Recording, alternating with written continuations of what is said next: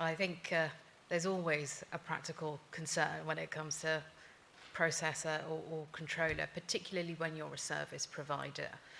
I think the natural tendency for clients, for want of a better phrase for this discussion, will typically think about their service providers as being somewhat subservient to them. They've got to comply with the instructions, they're procuring the services, and therefore things have to be done in accordance with the instructions provided in the contract.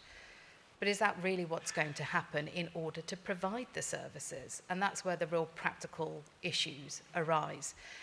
And just speaking from a legal perspective, rather than my CPO hat on, those practical hurdles start to come in place as soon as an RFP or a tender hits an inbox of a salesperson or the legal team looking at the contract, or the procurement team.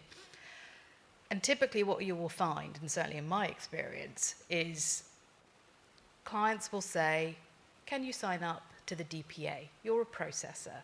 That's your first hurdle.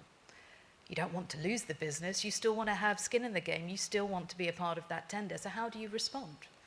So having clever ways of being able to respond to those kind of scenarios is absolutely critical, right? Depending on what your position is. But there is benefit in looking at what you are doing as a service provider when you do receive data from your clients. What are you doing? How are you providing those services? Are you making the decisions, to Eduardo's point? What are the actual activities that you are going to carry out in order to deliver the services? Are you making the decisions once you've received the data? It's a simple yes or no, right? How do you overcome that? How do you relay that to the prospect or to your client to say, well, this is what we're doing, but these are the benefits of what we're doing? Because if you are adopting the controller status, you're actually helping that prospect or that client out, because you are taking that heightened level of regulatory control and obligations and burdens to support their business and what they're trying to achieve by using you as a service provider. So the practical hurdles are there from the outset, right?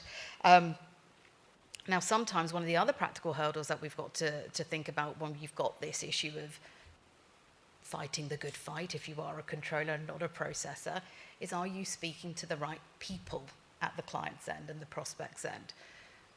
My experience sometimes is that you're not speaking to the right people, and there might be a bit of a tick box exercise on the part of the client, a bit of a computer says no scenario potentially.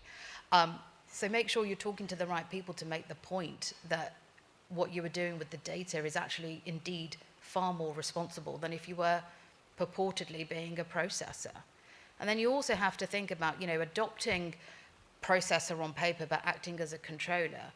Surely that's going to get you and indeed the client into a degree of trouble should anything untoward happen, right?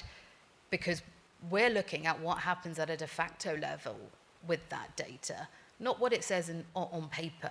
So that's a real practical hurdle that we've got to think about, and papering what in fact is accurate.